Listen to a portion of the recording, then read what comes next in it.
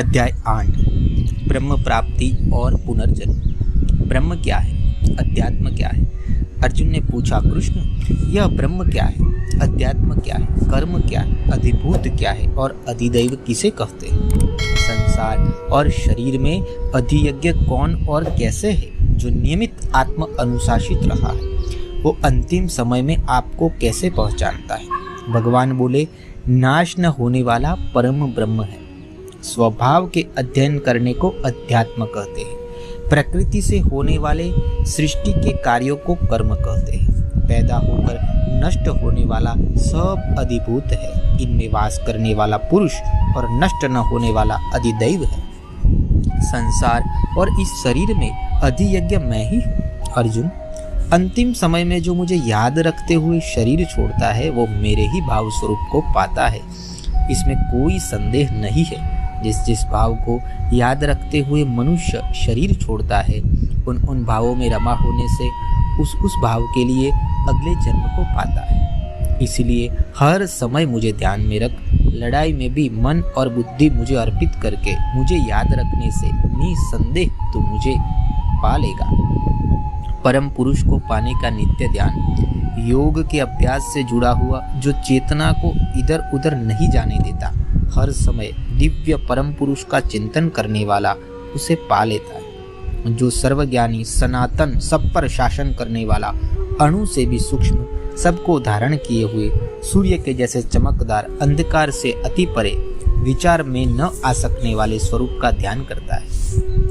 अंतिम समय में भी मन को अचल करके भक्ति भाव और योग बल से प्राणों को सम करके चेतना को बाहों के बीच प्रवेश करवाकर वह दिव्य परम पुरुष को पा जाता है। वेदों को जानने वाले जिसे नाश रहित कहते हैं, ललक रहित होकर यत्नों से जिसमें प्रवेश करना चाहते हैं, जिसे पाने की इच्छा से ब्रह्मचर्य का पालन करते हैं, वह पद तेरे लिए संक्षेप में कहता हूँ। मन को शरीर के सब द्वारों से हटाकर और फिर हृदय में टिकाकर प्राणों को माथे में रखकर जुड़ने की धारणा से जो एक अक्षर ओम का जाप करते हुए मुझे याद रखकर शरीर छोड़ता है वह परम गति को पा जाता है। किसकी परम गति, किसका पुनर्जन्म? चेतना कहीं भी होते हुए जो सदैव मुझे याद रखता है, मुझ में रमे उस योगी को मैं हर समय सहजता से उपलब्ध हूँ। अर्जुन, मुझे प्राप्त हुए महात्मा परम को पाकर दुखों के घर, नाशवान स्थितियों और पुनर्जन्म को नहीं पाते। ब्रह्मलोक तक सब लोग बार बार पैदा करने वाले हैं, परंतु मुझे पाने के बाद पुनर्जन्म नहीं होता।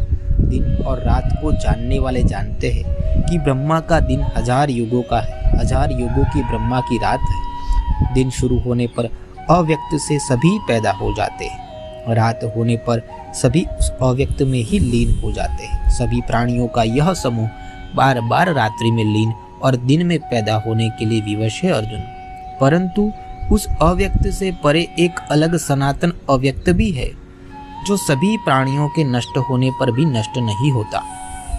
उस अव्यक्त और नाश रहित पर पहुंचने को परम गति कहते हैं। जिसे पाकर वापस नहीं लौटते वही मेरा परम धाम है।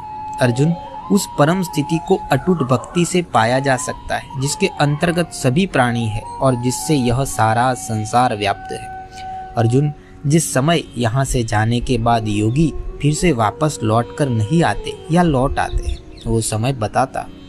अग्नि का प्रकाश हो, दिन का समय हो, शुक्ल पक्ष हो, उत्तरायण के 6 महीनों, 23 दिसंबर 21 जून में जाने वाले को ब्रह्म को जानने वाला जान, वो ब्रह्म को पा जाता है। धुआं हो, रात का समय हो, कृष्ण पक्ष हो, दक्षिणायन के 6 महीनों में जाने वाला योगी यानी कि 21 जून 23 दिसंबर के बीच चंद्रमा का प्रकाश पाकर लौट आता है। शुक्ल और कृष्ण पक्ष जाने के ये 2 ही मत निश्चित है।